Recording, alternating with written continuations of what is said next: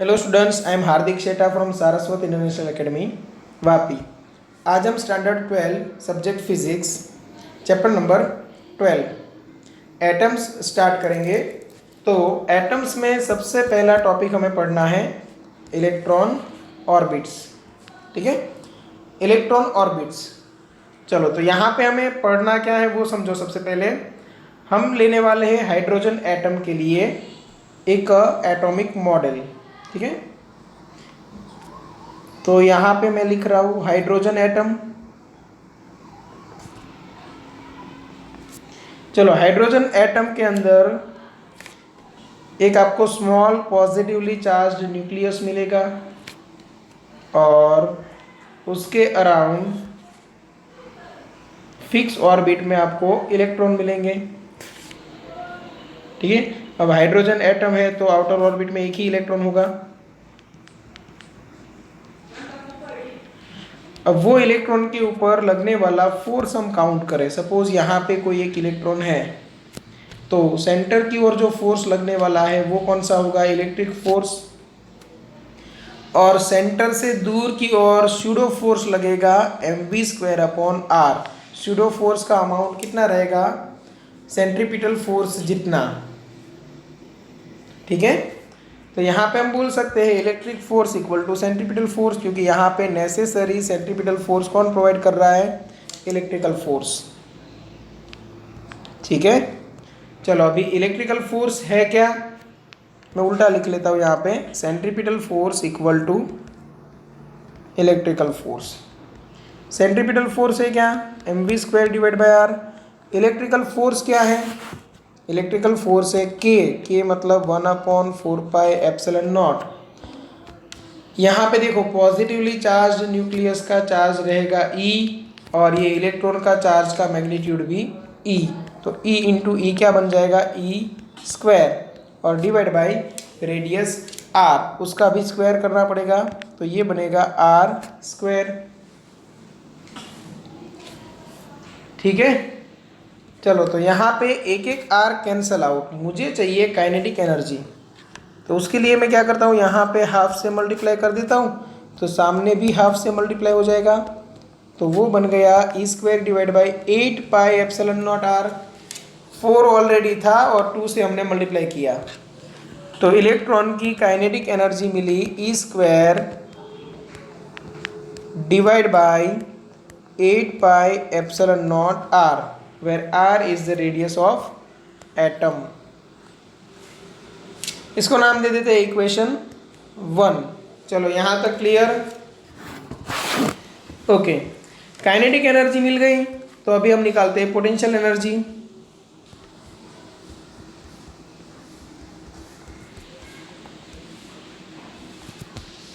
चलो, potential energy क्या रहेगी सिस्टम की? तो U इक्वल टू फॉर्मूला है K(Q1Q2)/R। अब K की जगह पे मैं क्या लिख सकता हूँ? 1/4πε0। Q1 न्यूक्लियस का charge plus E, Q2 electron का charge minus E divide by R। तो ये मुझे मिलेगा -E²/4πε0r। चलो, यहाँ पे क्या मिली? Potential energy. अगर मुझे रिवॉल्विंग इलेक्ट्रॉन की टोटल एनर्जी चाहिए तो चलो अभी निकालते हैं total energy. Total energy E equal to मैं क्या लिख सकता हूँ? Kinetic energy plus potential energy. अब काइनेटिक एनर्जी क्या था? E²/8πε0r और पोटेंशियल है -E²/4πε0r। तो फाइनली मुझे आंसर मिलेगा total energy equal to -(E²)/8πε0r। देखो, सभी फॉर्मूलाज आपको सेम जैसे नजर आएंगे बट सभी में थोड़ा थोड़ा डिफरेंस है। ठीक है, तो ये हुआ इक्वेशन नंबर 2, ये रहा इक्वेशन नंबर 3। अब तीनों इक्वेशन की हेल्प से आप रिलेशन निकालो between total energy potential energy and kinetic energy, तो रिलेशन आपको क्या मिलेगा? तो यहाँ पे मैं लिख के दे रहा हूँ, वो न्यूमेरिकल्स के लिए भी आपको याद रखना है। Kinetic energy equal to minus of total energy equal to minus of potential energy divide by 2। ये रिलेशन आप याद रखोगे ताकि अगर आपको एग्जाम में कोई एक एनर्जी दी जाए तो बाकी की एनर्जी आप इजीली कैलकुलेट कर सको। ठीक है, चलो ओके। तो अभी हम पढ़ेंगे एटॉमिक स्पेक्ट्रा। देखो ये चैप्टर में एक पूरी स्टोरी है कि कैसे हम बोहर्स एटॉमिक मॉडल तक पहुँचे, या तो कैसे बोहर ने अपना मॉडल है वो दिया। ठीक है, तो सबसे पहले ये पता होना चाहिए कि अलग अलग एटम्स हैं, सपोज अलग अलग गैस हैं जिनके एटम्स है, उनकी कैरेक्टरिस्टिक्स क्या होगी, क्योंकि ना तो हम उस टाइम पे एटम्स को देख पाते थे ना तो फील कर पाते थे। ठीक है, तो धीरे धीरे क्या किया कि हमने एटॉमिक स्पेक्ट्रा स्टडी करना स्टार्ट किया। अब एटॉमिक स्पेक्ट्रा है क्या वो समझो। सपोज एक क्वार्ट्ज ग्लास की एक ट्यूब है जिसके अंदर मैंने डिफरेंट एलिमेंट को वेपराइज फॉर्म में रख दिया। हाइड्रोजन है, हीलियम है, कोई भी अलग नाइट्रोजन है, कोई भी गैसेस फॉर्म में है। ठीक है, तो वो गैस को मैंने या तो कोई वेपराइज फॉर्म को मैंने यहाँ पे रख दिया। अब क्या किया हमने, इसमें से इलेक्ट्रिसिटी पास कराई। अब इलेक्ट्रिसिटी पास कराई तो क्या हुआ, तो इलेक्ट्रिसिटी पास कराने से एटम्स के इलेक्ट्रॉन को शायद एनर्जी मिली होगी, और इलेक्ट्रॉन है उन्होंने अपनी जो एनर्जी लेवल है उनको चेंज किया होगा। मैंने शायद वर्ड इसलिए यूज़ किया क्योंकि उस टाइम पे एनर्जी लेवल क्या है, या तो एनर्जी लेवल नाम की कोई क्वांटिटी हो सकती है, ऐसा कुछ पता नहीं था। ठीक है, बट यहाँ से कुछ एमिट हुआ, और डार्क अगर स्क्रीन रखूँ मैं तो उसके ऊपर एकदम ब्राइट स्पॉट नज़र आएगा। ठीक है, एकदम ब्राइट लाइन नज़र आएगी, तो हमें पता चलेगा कि ये टाइप की वेवलेंथ यहाँ पे मिल रही है। ठीक है, और हमने वो वेवलेंथ है वो मेज़र करना स्टार्ट किया। तो यहाँ से कुछ एमिट हुआ जिसकी वजह से स्क्रीन के ऊपर मुझे अलग अलग टाइप की वेवलेंथ मिली। वेवलेंथ को मैंने अरेंज किया तो एक मुझे पूरा क्या मिला, वेवलेंथ के लिए एक स्पेक्ट्रम मिला, और वो स्पेक्ट्रम को बोला जाता है एमिशन स्पेक्ट्रम।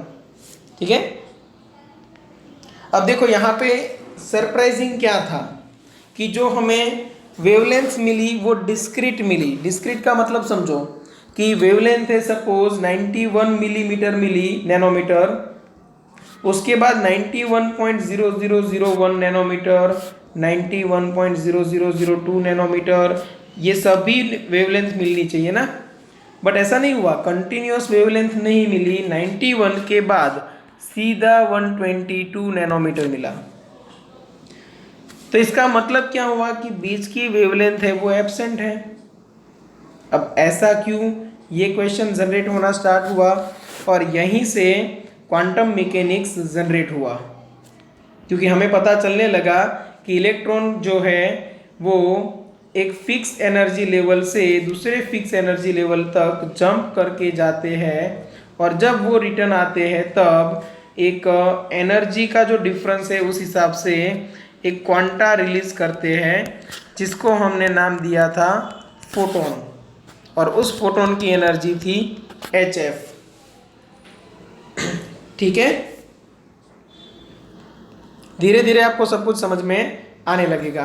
अब हुआ क्या वो समझो। दूसरी बार हमने क्या किया कि वही वेपराइज फॉर्म में, समझो वही वेपराइज फॉर्म के अंदर हमने क्या किया, रेडिएशन है उसको पास कराया।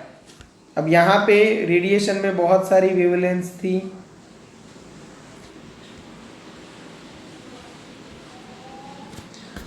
जिनमें से हम मान के चलते हैं कि ये वेवलेंथ, ये और ये तीन एब्जॉर्ब हो गई, और हमें ऑपोजिट साइड मतलब जो ट्रांसमिटिंग वेवलेंथ है वहाँ पे वो नहीं मिली, उसकी जगह खाली थी। देखो यहाँ पे मैंने एक जगह छोड़ दी है। फिर यहाँ पे एक जगह छोड़ दी है मैंने, फिर वापस। तो ये जो गैप खाली था वो क्या था, यहाँ पे हमें क्या मिला, यहाँ पे, यहाँ पे और यहाँ पे, ये 3 पोजीशन ऐसी थी जहाँ पे मुझे डार्क लाइन नज़र आई। डार्क क्यों नज़र आई, क्योंकि वहाँ पे जो वेवलेंथ है वो एब्सेंट थी। अब वो एब्सेंट थी तो वो गई कहाँ, तो कुछ सर्टेन वेवलेंथ है वो इलेक्ट्रॉन ने एब्जॉर्ब कर ली थी। जब यहाँ से कुछ एमिट हुआ तो वो एमिशन स्पेक्ट्रा में देखा गया, तो जो एब्सेंट थी वेवलेंथ वही वेवलेंथ हमें यहाँ पे देखने को मिली। तो ये जो डार्क लाइन नज़र आई थी उसको बोला जाता है एब्जॉर्प्शन स्पेक्ट्रा, मतलब उतनी स्पेक्ट्रल लाइन्स है वो एब्जॉर्ब हो चुकी थी। और जब मैंने एमिशन स्पेक्ट्रा के अंदर देखा, मतलब एमिट होने वाली लाइट के अंदर देखा, तो वही एब्सेंट लाइट मुझे नजर आई। अब इसका मतलब क्या निकलता है, तो देखो इसका मतलब आप कुछ ऐसे समझ सकते हो कि इलेक्ट्रॉन है, उनके पास सर्टेन एनर्जी लेवल्स हैं, इलेक्ट्रॉन्स के पास सर्टेन एनर्जी लेवल्स हैं। अब जब इलेक्ट्रॉन एक एनर्जी लेवल से दूसरे एनर्जी लेवल पे जंप करता है तो उसको कोई ना कोई एनर्जी की ज़रूरत पड़ेगी। तो हम मान के चलते हैं कि यहाँ का एक इलेक्ट्रॉन है, ठीक है, जब आपने वो रेडिएशन इंसिडेंट कराया तब इलेक्ट्रॉन को यहाँ से सीधा यहाँ पे लेके जाए, वैसी एग्जैक्ट एनर्जी ये लाइन के पास थी। देखो यहाँ पे जो लाइन आपको दिख रही है वो लाइन के पास वो एनर्जी थी, तो इलेक्ट्रॉन ने उसी लाइन को एब्जॉर्ब किया, उसी एनर्जी को एब्जॉर्ब किया और वो एनर्जी की हेल्प से इलेक्ट्रॉन यहाँ तक पहुँचा। अब वहाँ पे वो स्टेबल तो रह नहीं पाएगा, क्योंकि एटम को स्टेबल रहने के लिए इनर मोस्ट ऑर्बिट है वो फुलफिल होनी चाहिए। तो वो इलेक्ट्रॉन वहाँ पे स्टेबल नहीं रह पाया, विद इन 10⁻⁻8 सेकेंड वो वापिस आया। और जब वो वापिस आएगा तो उसने जो एनर्जी एब्जॉर्ब की थी वही एनर्जी उसको रिलीज करनी पड़ेगी। तो वही एनर्जी उसने फिर क्या की, रिलीज की, और वो कौन से फॉर्म में, रेडिएशन के फॉर्म में। और एनर्जी क्या थी, hc/λ। तो सेम वेवलेंथ जो उसने एब्जॉर्ब की थी जंप करने के लिए, वो जब वापिस आया तो वो उसने एमिट कर दी। इसीलिए एब्जॉर्प्शन स्पेक्ट्रा में जो डार्क लाइन मिलती थी वही लाइन हमें एमिशन स्पेक्ट्रा में ब्राइट लाइन के तौर पे मिलती थी। मतलब यहाँ से वेवलेंथ गायब हो गई और वो वेवलेंथ यहाँ पे मिल गई, ठीक है। तो यहाँ से धीरे धीरे हमें पता चलने लगा कि इलेक्ट्रॉन है वो किसी भी ऑर्बिट पे नहीं रह सकता, इलेक्ट्रॉन की कोई ना कोई फिक्स ऑर्बिट होना ज़रूरी, ठीक है। तो जो रदरफोर्ड ने एटॉमिक मॉडल दिया था जिसमें इलेक्ट्रॉन की कोई पोजीशन फिक्स नहीं थी, वो बोहर ने उसमें करेक्शन किया और इलेक्ट्रॉन को फिक्स एनर्जी लेवल्स दिए, ठीक है। हालांकि हम उस टाइम पे एटम को क्लियरली देख नहीं पाते थे, फिर भी यहाँ पे हम स्टडी कर पाते थे। जैसे कैसे फिंगरप्रिंट सेंसर होता है, वो पूरे इंसान को नहीं देखता, बट वो फिंगरप्रिंट की जो क्वालिटी है उसको चेक करता है। सेम वैसे हमने एटम को देख के चेक नहीं किया, बट एटम में से निकलने वाली जो स्पेक्ट्रल लाइन है उनको देख के हमने अंदाज़ा लगाया कि ये कौन सा एटम है, इलेक्ट्रॉन कौन से स्टेट से कौन से स्टेट में गया है और इलेक्ट्रॉन कितने टाइम में वापस भी आया है, ठीक है। चलो, तो अभी तक रीज़न साफ साफ पता नहीं चला था जब तक बोहर ने बताया, ठीक है। बट उससे पहले काफ़ी सारी डिस्क्रीट सीरीज हमें देखने को मिल चुकी थी जिसको हमने नाम दिया था स्पेक्ट्रल सीरीज, ओके। सबसे पहले बामर नाम के साइंटिस्ट ने एक पूरी एक सीरीज निकाली जिसके अंदर फिक्स वेवलेंथ थी और सभी वेवलेंथ के बीच में एक स्पेसिफिक रिलेशन मिलता था, और वो रिलेशन के लिए उन्होंने फॉर्मूला दिया था, ठीक है। फिर धीरे धीरे धीरे धीरे अलग अलग साइंटिस्ट ने अपनी अपनी सीरीज रखी और वो सेम फॉर्मूला में थोड़ा बहुत आप वेरिएशन कर दो तो उसी को फॉलो करके सभी वेवलेंथ आप काउंट कर सकते थे। ठीक है, मतलब समझो स्टार्टिंग में जो अलग अलग वेवलेंथ मिलती थी, जैसे कि मैंने आपको बताया था कि फर्स्ट मुझे मिली 91, फिर मुझे 122 मिली, फिर 365, फिर 656। देखो ये सब रैंडम मिल रही थी। अब इन दोनों के बीच में क्या रिलेशन है कोई बता ही नहीं सकता, बट धीरे धीरे पता चलने लगा कि ये वेवलेंथ का जो वेरिएशन है वो कौन से फॉर्मूला को फॉलो करता है। तो वो फॉर्मूला मैं यहाँ पे रख रहा हूँ, बाद में हम बोहर मॉडल की हेल्प से सेम फॉर्मूला प्रूव करने वाले हैं। तो 1/λ equal to r into 1/nf² minus 1/ni²। अब यहाँ पे ni और nf है क्या, समझो इलेक्ट्रॉन यहाँ पे ऊपर था और वहाँ से वापिस आ रहा है, तो ये ni हो गया इनिशियल, और जहाँ पे आ रहा है वो क्या हो गया, फाइनल। तो इनिशियल एनर्जी लेवल है वो ग्रेटर देन क्या रहेगा, फाइनल एनर्जी लेवल। तभी आपको रेडिएशन मिल सकता है, क्योंकि तभी वो एनर्जी एमिट करेगा, अदरवाइज तो उसको एनर्जी है वो गेन करनी पड़ेगी। ठीक है, अब हम यहाँ पे सीरीज लिखते हैं। सीरीज के लिए यहाँ पे हम लिखेंगे NF की वैल्यू, उसके बाद NI की वैल्यू। अब सीरीज हमें 5 याद रखनी है। ठीक है, एक फर्स्ट सीरीज जो है वो लाइमन सीरीज है, सेकेंड सीरीज है वो पास्चन सीरीज है, थर्ड है वो ब्रैकेट सीरीज है, फोर्थ है वो लाइमन बाल्मर पास्चन आता है ना,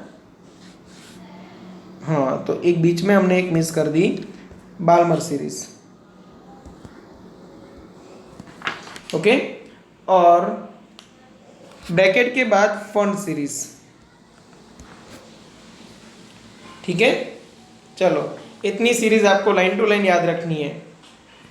अब देखो NI एंड NF की वैल्यूज, लाइमन सीरीज के लिए NF आएगा 1, बामर के लिए 2, पास्चन के लिए 3, ब्रैकेट के लिए 4 एंड फंड के लिए 5। NI के लिए देखो higher energy level to lower energy level electron आएगा तब तक रेडिएशन होगा ही, मतलब 1 है तो NI की वैल्यू 2, 3, 4 वैसे कुछ भी हो सकती है। सेम वे यहाँ पे 2 है तो 3, 4, 5 कुछ भी, यहाँ पे 4, 5, 6, यहाँ पे 5, 6, 7 और ये 6, 7, 8। अब इनको याद रखने के लिए आपको डायरेक्ट ऐसे स्टेटमेंट याद रख लो, लाई बापा breakfast, Lyman Balmer Paschen Brackett Pfund, लाई बापा ब्रेकफास्ट। ठीक है, किसी को ऑर्डर नहीं करना है, याद रखने के लिए सिर्फ। और यहाँ पे 2, 3, 4 वैल्यू के हिसाब से आपने नाम दिया है अल्फा, बीटा, गामा, डेल्टा और लास्ट में इंफिनिटी। ठीक है, अब देखो करना क्या है, जब आप न्यूमेरिकल सॉल्व करो तब ये फॉर्मूला है आपके पास। अब वहाँ पे R की वैल्यू क्या है, वो फॉर्मूला में R क्या है, R है रीडबर्ग्स कांस्टेंट, जिसकी वैल्यू हमें बाद में पता चली थी, बट उस टाइम पे प्रैक्टिकली नॉन वैल्यू हमें पता थी। तो R है वो रीडबर्ग्स कांस्टेंट है और R की वैल्यू है 1.097 इंटू 10⁻⁷ मीटर इनवर्स। ये क्या है, रीडबर्ग्स कांस्टेंट। फॉर एग्जाम्पल हम यहाँ पे एक बात करते हैं, सपोज आपको बोला जाए कि बाल्मर सीरीज है उसकी H गामा लाइन आपको निकालनी है, तो एक सिंपल सा फॉर्मूला, एक तो NF क्या आएगा समझना, जो बाल्मर सीरीज है वहाँ से आपको फाइनल एनर्जी लेवल पता चलेगा, और ये जो H गामा लाइन है वहाँ से आपको इनिशियल एनर्जी लेवल पता चलेगा। चलो लाइव आपा ब्रेकफास्ट में बाल्मर सीरीज सेकंड आएगा, तो NF इक्वल टू 2 देखो है। ओके, H गामा लाइन तो अल्फा बीटा गामा, 2 के बाद स्टार्ट करो 3 4 5, Ni की वैल्यू क्या आएगी 5। तो यहाँ पे हम रखने वाले हैं Ni इक्वल टू 5। चलो तो ये एग्जाम्पल समझ में आ गया। बस NF एंड Ni की वैल्यू ये इक्वेशन में रख दो, ठीक है। R की वैल्यू हमें पता है तो वेवलेंथ मिल जाएगी, और फ्रीक्वेंसी फाइंड करनी है तो F equal to C by lambda.